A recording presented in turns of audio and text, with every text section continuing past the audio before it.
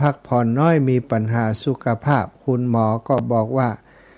จากนี้ไปขอให้ตุลุงได้พักผ่อนอย่างน้อยสักเกินเดือนก็คงจะเดือนหน้านะจะได้เริ่มต้นจัดรายการตามปกติแถมใหม่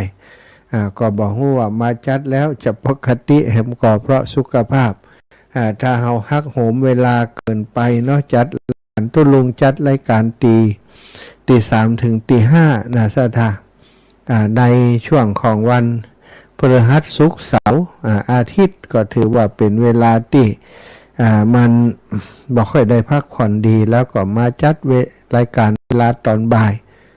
บางวันก็ได้ไปต้องไปช่วยงานไปเป็นโฆษกไปเป็นพิธีกรในงานต่างๆในพื้นที่ก็เลยทำให้ปัญหาเรื่องสุขภาพมันรุมเร้าเนาะคนบอกว่าออกซิเจนในสมองบ่พอมีปัญหาทำให้วูบทำให้บ่สบายว่ามีปัญหาอาตมาภาพเองก็ต้องระมัดระวังตัวเหมือนกันเพราะก็ตื่นเจ้าบ่อยครั้งหลายครั้งเหมือนกันเนาะตี 3ถึงตี 5ก็ยังว่าน่าศรัทธาญาติโยมบางเตื้อมัน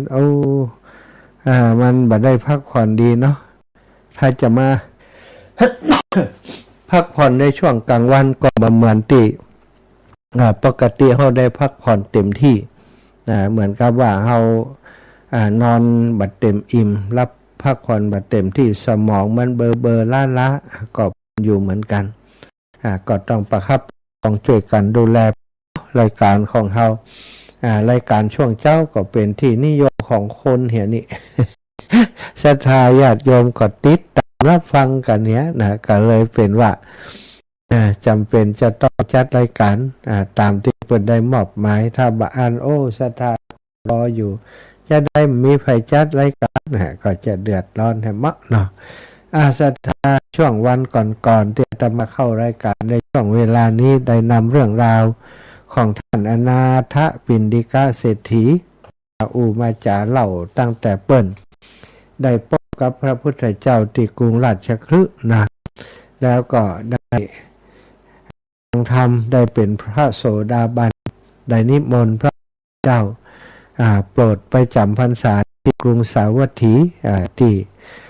แคว้นมคธติดเปิ่นอยู่นะซึ่งพระพุทธองค์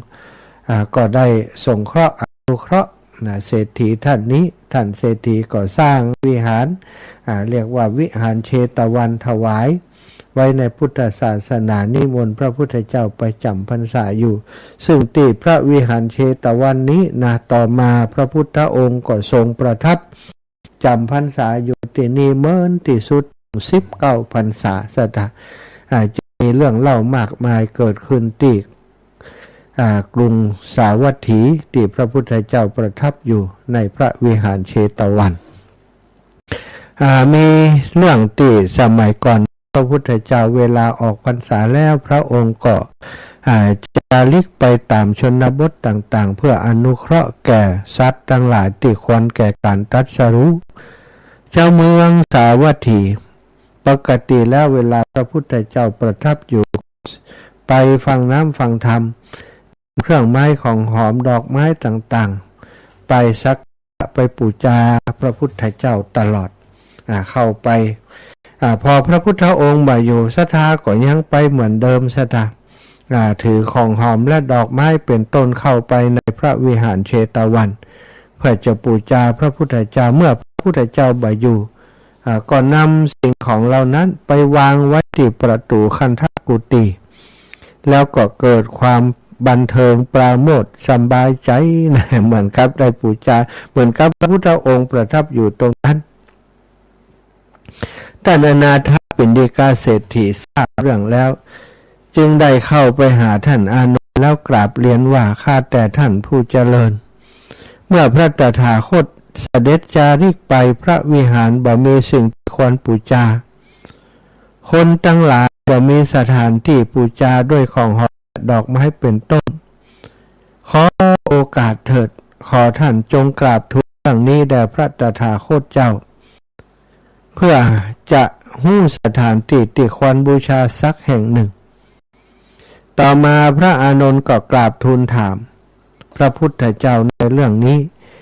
ว่าถ้าพระองค์บ่อยู่นั้นนะอายังติสมควรที่จะปูจาแทนพระองค์นะโดยถามว่าข้าแต่พระองค์ผู้เจริญเจดีย์สิ่งที่ควรจะปูจานั้นมีกี่อย่างพระพุทธองค์ก็ตรัสตอบพระอานนท์ไปว่ามีอยู่3อย่างอานนท์คือธาตุเจดีย์เจดีย์บรรจุพระบรมสารีริกธาตุ2บริโภคเจดีย์เจดีย์บรรจุเครื่องบริโภคพระพุทธเจ้าเช่นบาตรจีวรแล้วก็สถานที่ที่พระพุทธเจ้าตรัสรู้ก็คือต้นโพที่พระองค์ตรัสรู้3อุเทสิกะเจดีย์เจดีย์บรรจุรูปพระพุทธเจ้าทูลถามว่าพระองค์เสด็จจาริกไปข้าพระองค์อาจจะทำพระเจดีย์ขึ้นมาได้หรือไม่พระพุทธองค์ก็ตรัสว่าอานนท์สำหรับธาตุเจดีย์บ่อาจจะทำได้เพราะธาตุเจดีย์จะมีได้ก่อนในการที่พระพุทธเจ้าปรินิพพานแล้วเท่านั้นจะบรรจุพระบรมสารีริกธาตุธาตุเจดีย์นี้ทำมาได้อุเทสิกะเจดีย์ก็บ่มีวัตถุเป็นเพียงเนื่องโดยพระตถาคตเท่านั้นต้นโพที่พระพุทธเจ้าอาศัยตรัสรู้นั้นพระพุทธเจ้ายังทรงพระชนอยู่หรือว่าปรินิพพานแล้วเป็นเจดีย์ได้เหมือนกันนี่พระองค์ต้นโพที่พระพุทธเจ้าพระองค์ตรัสรู้นั้นเป็นเจดีย์ได้พระอานนท์ก็เลยทูลว่าเมื่อพระองค์เสด็จจาริกไปพระวิหารเชตวันก็โมติปึ่งอาศัยผู้นับถือเป็นที่พึ่งอาศัยของผู้นับถือบ่ได้สถานที่ปูจาเหมือนดังเดิมดังนั้นข้าพระองค์จะนำเมล็ดจากต้นมหาโพธิ์มาปลูกที่ประตูพระเชตวันได้ก่อพระพุทธเจ้าข้าพระองค์ก็ตรัสว่าดีแล้วเธอจงปลูกเถิดอานนท์เมื่อเป็นเช่นนั้นในพระเชตวันก็จะเป็นดังพระตถาคตเจ้าประทับอยู่เป็นนิจโนสถะพระองค์ถือว่าอันต้นโพธิ์ที่พระองค์ตรัสรู้นั้นเป็นเหมือนกับเจดีย์แทนพระพุทธองค์ได้สถะเมื่อพระอานนท์ทูลขอนำมาปลูกพระองค์ก็ทรงอนุญาตพระอานนท์ได้ทูลเรื่องนี้แก่พระเจ้าประเสนทิโกศลทางท่านอนาถปิณฑิกเศรษฐีและนางวิสาขาเป็นได้รับทราบแล้วก็โทษนั้นมาช่วยกันมารวมกันขุดหลุม ขุดที่จะปลูกต้นโพแล้วก็ไปเรียนท่านพระมหาโมคคัลลานะทราบเพื่อจะให้ท่านอิทธิปาฏิหาริย์เหาะไปนำลูกโพสุกจากต้นสี่มหาโพธิ์แคว้นกาสีนำมาปลูกที่พระเชตวันวิหารพระมหาโมคคัลลานะเถระเจ้าเมื่อทราบความประสงค์ของทั้งหมดก็ได้ทำตามที่พระอานนท์ร้องขอก็คือได้เหาะไปสถานที่ที่พระพุทธองค์ตรัสรู้นำจีวรรองรับลูกโพธิ์ที่ล่วงจากต้นแต่ยังบ่ถึงพื้นดินสถาบ่ให้ถึงพื้นดินนะ เอามาถวายพระอานนท์พระอานนท์ตั้งอ่างทองใบใหญ่เจาะก้นอ่างวางไว้ในหลุมที่จะแล้วลูกโพสุกแด่พระเจ้าประเสนทิโกศลทูลว่ามหาบพิตรจงปลูกโพนี้เถิดพระราชาทรงดำริว่าความเป็นพระราชาบ่อาจจะยิ่งใหญ่ได้ทุกที่ควรที่เฮาจะอนาถปิณฑิกมหาเศรษฐีปลูกแล้วก็วางลูกโพไว้ในมือของท่านเศรษฐีท่านอนาถปิณฑิกาเศรษฐีรวมเปลือกตมที่มีกลิ่นหอมแล้วก็ฝังลูกโพสุกไว้ในเปลือกตมนั้นลูกโพออกจากมือเศรษฐีถูกตมก็ปรากฏความเจริญเติบโตประมาณงอนไถสูง50 ศอก แตกกิ่งก้านใหญ่5 กิ่งแต่ละกิ่งแผ่ขยาย50 กิ่งใน4 ทิศและเบื้องบนต้นโพนั้นเป็นต้นไม้ใหญ่กว่าต้นไม้ใหญ่ในป่าอื่นๆปรากฏเด่นแก่มหาชนผู้กำลังแลดูอยู่โตศรัทธาอภินิหารเกิดขึ้นในทันทีทันใดนั้นพระราชาตรัสสั่งให้นำหม้อทองคำและหม้อเงิน800 หม้อใส่น้ำหอมประดับโดยดอกบัวเขียวสูงขึ้นมา1 ศอกตั้งแวดล้อมตนมหาโพธิ์นั้นแล้วตรัสให้ทำแท่นเป็นรัตนะ7 ประการโปรยปลายด้วยทองสร้างกำแพงล้อมรอบทำซุ้มประตูโดยรัตนะ7แล้วปูจาโดยเครื่องสักการะเป็นอันมากพระอานนท์ก็เข้าไปเฝ้าพระพุทธเจ้ากราบทูลว่าแต่พระองค์พระผู้เจริญขอพระองค์จงประทับนั่งณโคนต้นโพธิ์ที่ข้าพระองค์ปลูกเข้าสมาบัติณโคนต้นมหาโพธิ์เพื่อประโยชน์แก่กุลเกื้อกูลแก่มหาชนโทษพระเจ้าข้าพระพุทธองค์ก็ตรัสว่าอานนท์เธอพูดอะไรอย่างนั้นเมื่อเฮานั่งเข้าสมาบัติติดไปเข้าแล้วนะมหาโพธิ์มณฑลริมฝั่งแม่น้ำเนรัญชลาแคว้นกาสีสถานที่อื่นก็บ่อาจจะรองรับเฮาได้อีกแล้วพระอานนท์ก็กราบทูลว่าข้าแต่พระองค์ผู้เจริญเพื่อประโยชน์เกื้อกูลแก่มหาชนขอพระองค์จงใช้สอยโคนต้นโพนั้นด้วยความผาสุกเกิดจากสมาบัติเถิดโดยทรงกำหนดว่าเป็นสถานที่นั้นเถิดพระพุทธเจ้าก็ทรงใช้สอยต้นโพนั้นด้วยความสุขอันเกิดจากสมาบัติตลอด1 ราตรีแล้วพระถวายพระพรแด่พระราชาและพุทธบริษัทและผู้ทำการเฉลิมฉลองโพต่อมาประชาชนเรียกกันว่าอานันทโพธิอานันทโพหรือว่าต้นโพของพระอานนท์เพราะเป็นต้นไม้ที่พระอานนท์ปลูกไว้จริงแล้วพระอานนท์เป็นผู้ขออนุญาตทูลถามพระพุทธเจ้าได้ความแล้วก็ขออนุญาตปลูกพุทธเจ้าอนุญาตแล้วก็ปรึกษาพระราชาเจ้าประเสนทิโกศลท่านอนาถบิณฑิกาเศรษฐีนางวิสาขามหาอุบาสิกาและหมู่สงฆ์มีพระมหาโมคคัลลานะเป็นต้นเพื่อไปนำเมล็ดโพมาแล้วก็เอามาให้พระราชาปลูกแต่พระราชาก็คิดว่าความเป็นพระราชานั้นมันอยู่เพียงชั่วคราวแต่ความเป็นพุทธบริษัทอย่างท่านอนาถปิณฑิกะเศรษฐีนั้นเป็นที่ยกย่องของคนทั้งหลายยกย่องโดยต้องเป็นพระราชาฉะนั้นควรที่จะให้เปิ้นเป็นคนปลูกแล้วก็เชตวันนั้นก็เป็นสตังที่ท่านอนาถปิณฑิกะเป็นนำปัจจัยมาวางแล้วก็มาได้สร้างวิหารไว้ว่าอันนั่นจึงได้ให้ท่านอนาถปิณฑิกะเศรษฐีเป็นผู้ปลูกนำเข้าบรรจุในดินในตมที่มีของหอมอยู่แล้วมันก็ออกมาด้วยต้นไม้นี้จึงเป็นต้นไม้ที่ปลูกร่วมกันแต่เปิ่นใจว่าอานันทโพธิตั้งแต่บัดนั้นเป็นต้นมาก็ถือว่าเป็นต้นโพธิพระอานนท์เป็นผู้ที่ทูลขอแล้วก็ได้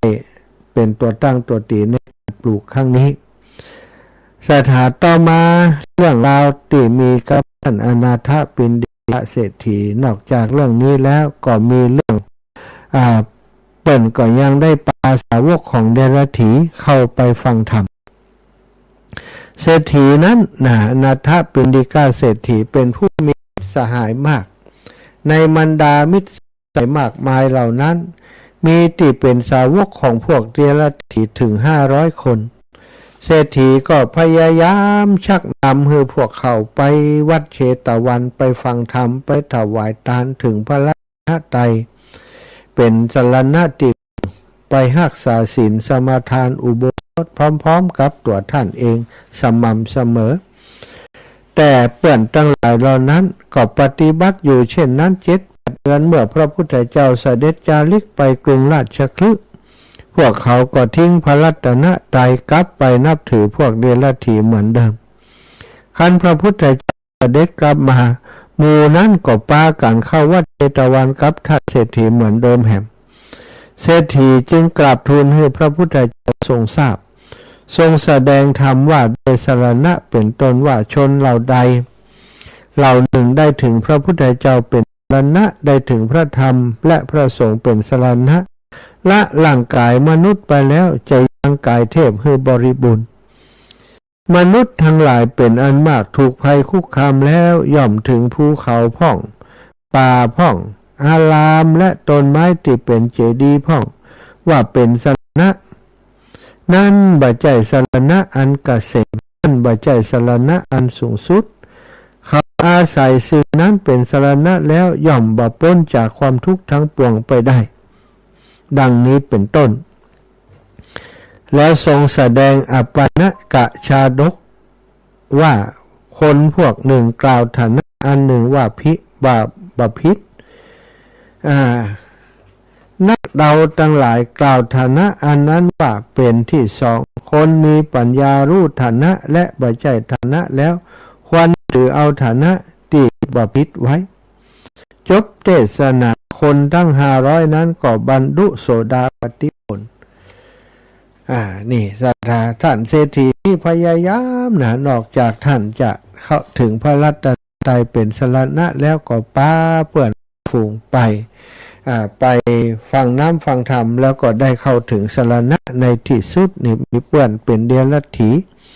ถึง500คนแต่ท่านเศรษฐีก็ปาไปฟังธรรมจนสุดท้ายได้บรรลุโสดาปัตติผลจนได้ขอบคุณศรัทธาที่ติดตามอยู่นะตังไลฟ์สดนะแม่น้อยอินยาศรีกำลังชมอยู่นะยุพินหอมมาลาอยู่ในเมืองเชียงใหม่เจ้านะชัดเจนดีเนอร์สาธุเจ้าอาจจะปอนแม่ยุพินหอมมาลาแม่ฟองจันแก้วมูลก็กำลังรับชมอยู่สาธุเจ้านะอนุโมทนาเนอะติดตามรับฟังได้ในหลายช่องทางนอกจากต่างสถานียุก็มี Facebook แล้วก็ YouTube ติต่างวัดฝ่ายหินท่านอาจารย์พระครูสมุวิสุวัฒน์วรกิจโจนำไปลงใน YouTube เพื่อศรัทธาญาติโยมได้ติดตามรับฟังต่อมาอีกเรื่องหนึ่งครั้งหนึ่งท่านเศรษฐีเดินเท้าต้องการไปเข้าเฝ้าพระพุทธเจ้าแต่ทราบว่าไม่ใช่การที่จะเข้าเฝ้าเพราะพระพุทธเจ้าทรงหลีกเล่นอยู่และไม่ใช่การที่จะเยี่ยมภิกษุทั้งหลายจึงเดินเข้าไปในอารามของพวกอัญญเดรัจฉีขณะนั้นพวกเดรัจฉีกำลังประชุมพูดคุยกันอยู่มีเสียงอื้ออึงโดยติรฉานกถาพอหันท่านเศรษฐีเดินเข้ามาพวกเขาก็ส่งเสียงบอกต่อกันไปให้เบาเสียงลง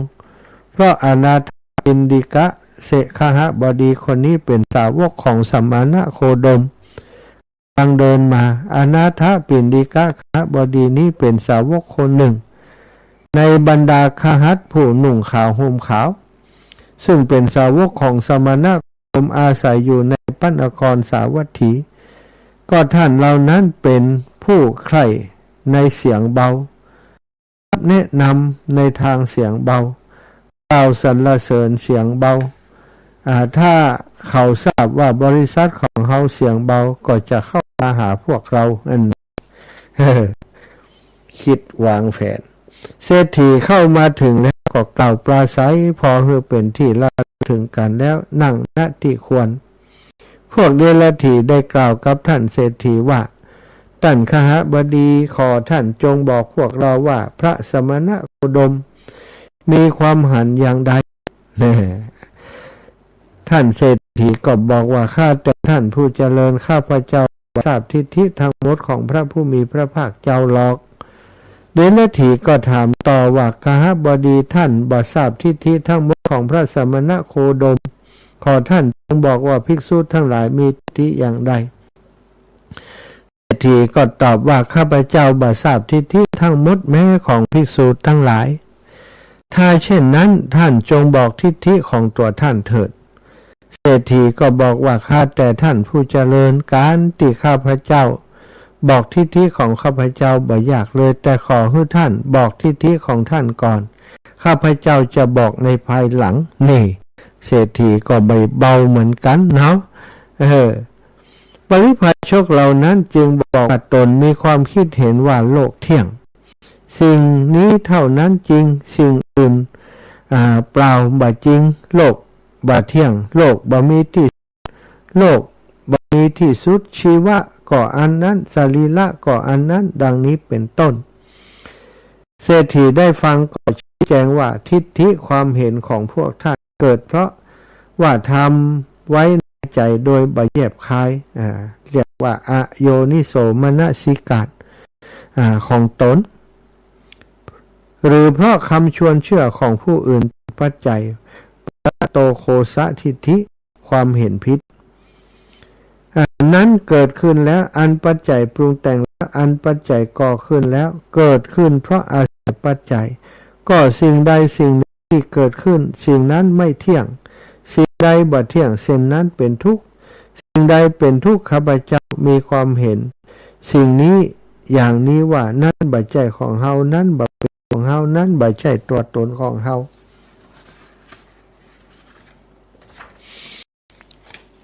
ข้าพเจ้าหันสิ่งนั้นโดยปัญญาอันชอบเรียกว่าสัมมาทิฏฐิหันด้วยปัญญาอันชอบตามความเป็นจริงทั้งรู้ชัดอุบายเป็นเครื่องสลัดออกซึ่งสิ่งนั้นอย่างยอดเยี่ยมตามเป็นจริงเศรษฐีต้องการชี้ให้หันว่าความหันผิดเหล่านั้นเกิดเพราะอโยนิโสมนสิการและปรโตโคสะแท้จริงความเห็นผิดเหล่านั้นเองที่เกิดจากปัจจัยปรุงแต่งสองอย่างนั้นดังนั้นเมื่อมีเหตุมีปัจจัยสองอย่างนั้นความหันผิดเหล่านั้นก็บ่เที่ยงเป็นทุกข์ยึดถือเมื่อท่านเศรษฐีกล่าวอย่างนี้แล้วปริพาชกเหล่านั้นก็พากันนั่งนิ่งเขินคอตกก้มหน้าซบเซาโตตอบไปเศรษฐีลุกจากอาสนะเข้าไปพบพระพุทธเจ้าเฝ้าพระพุทธเจ้าที่ประทับแล้วกราบทูลเรื่องที่สนทนากับอัญญเดลถีให้ทรงทราบทุกประการพระพุทธเจ้าก็ตรัสชมเชยว่าดีละขหบดีท่านข่มพวกโมฆะบุรุษเหล่านั้นโดยดีโดยการอันควรโดยชอบธรรมแล้วทรงชี้แจงให้ท่านเศรษฐีเกิดความหันแจ้งให้สมทานให้อาจหาร่าเริงธรรมกถาว่าเศรษฐีลุกจากโดยธรรมกถาเมื่อเศรษฐีได้ฟังธรรมจากพระพุทธเจ้าแล้วก็ลุกนั่งถวายบังคมลาพระผู้มีพระภาคเจ้าทำปัทักษิณแล้วก็กลับไปเศรษฐีกลับไปในบัดนั้นพระพุทธเจ้าก็ตรัสเรียกภิกษุทั้งหลายว่าภิกษุทั้งหลายภิกษุใดแลเป็นผู้มีธรรมอันบ่หวั่นไหวในธรรมวินัยตัดกาลละนานภิกษุแม้นั้นพึงข่มขี่อัญญเดลถีปริพาชกเหล่านั้นเพื่อเป็นการข่มขี่โดยดีโดยชอบธรรมอย่างนี้เหมือนอย่างอนันทะท่านอนันทปิณฑิกาเศรษฐีได้กระทำนี้ฉะนั้นเถิดต่อมาพุทธเจ้าทรงแนะนำให้เศรษฐีปฏิบัติธรรมชั้นสูงขึ้นไปนะสัตตะครั้งหนึ่งพระอนาถปิณฑิกาเศรษฐีพาอุบาสก500 คนเข้าไปเฝ้าพระพุทธเจ้าว่าพระพุทธเจ้าตรัสว่าพวกท่านได้บำรุงพระภิกษุสงฆ์โดยปัจจัยสี่แล้วท่านทั้งหลายบ่ควรยินดีพอใจอยู่เพียงแค่นี้เท่านั้นแต่ควรใส่ใจอย่างยิ่งอย่างนี้ว่าหมู่เฮาพึงเข้าปีติที่เกิดจากวิเวกตามการอันควรโดยอุบายเช่นใดท่านทั้งหลายสำเนียกอย่างนี้แหละนะท่านมาอุปถัมภ์พระสงฆ์องค์สังฆเจ้าทำนุบำรุงดูแลอาหารการเป็นที่อยู่ที่อาศัยมาฟังน้ำฟังธรรมเพียงอย่างเดียวนั้นบ่เพียงพอท่านจะต้องทำที่พึ่งของตัวเองให้สูงขึ้นไปให้ได้เข้าถึงธรรมให้ได้เสพสุขจาก เกิดขึ้นจากธรรมคือปิติติและวิเวกที่จะเกิดขึ้นในการอันควรเมื่อพระพุทธองค์ได้ตรัสอย่างนี้แล้วพระสารีบุตรได้กราบทูลว่าอัศจรรย์บ่เคยมีมากับการที่ผู้มีพระภาคเจ้าตรัสเช่นนี้แก่ข้าบดีทั้งหลายคือทรงแสดงปิติติเกิดกับปฐมฌานทุติยฌานซึ่งเท่ากับทรงแนะนำให้ข้าบดีทั้งหลายเจริญฌานสมาบัติพ่องท่านละว่าอนาถปิณฑิกเศรษฐีและนางวิสาขาจะไปเข้าเฝ้าเพื่ออุปถากพระพุทธเจ้าวันละ2 ครั้งเป็นประจำและเมื่อไปก็บ่เคยไปมือเปล่าเพราะเกรงว่าภิกษุหนุ่มสามเณรจะมองดูที่มือของตนหากไปก่อนเวลาฉันก็จะให้คนถือของเคี้ยวเป็นต้นไปตัวหากไปหลังเวลาฉันอาหารก็จะให้ถือเพสัช5และน้ำปานะไปตัวและในบาทของท่านทั้ง2 โต๊ะแต่งสถานที่ไว้เพื่อภิกษุทั้งหลายแห่งละ2 ปันรูปเป็นนิจภิกษุรูปใดปรารถนาสิ่งใดบ่ว่าจะเป็นข้าวน้ำหรือเภสัชก็ไปที่นั่นแล้วก็ได้สมปรารถนาอันนี้จะตั้งใจทนุบำรุงพระพุทธศาสนาพระทรงองค์สังฆเจ้าโดยความตั้งใจด้วยความเต็มใจด้วยความบ่ประมาททุกวันด้วยบ่เคยถามปัญหากับพระพุทธเจ้าเลยท่านเศรษฐีเพราะว่าคิดว่ากว่าพระพุทธเจ้าจะลำบากสถานอัตถกถาได้เล่าว่าระหว่างนางวิสาขากับท่านอนาถปิณฑิกะนั้นท่านเศรษฐีบ่เคยทูลถามปัญหากับพระพุทธเจ้าเลยแม้แต่ครั้งเดียวเพราะท่านคิดว่าพระตถาคตเจ้าเป็นพระพุทธเจ้าเป็นผู้สุขุมารชาติเป็นกษัตริย์ผู้ละเอียดอ่อนหากทรงแสดงธรรมแก่เฮาพระองค์จะทรงเหน็ดเหนื่อยดูหักพระพุทธเจ้ากว่าพระพุทธเจ้าเหน็ดเหนื่อยซะแต่หาว่าเป็นสุขุมารชาติ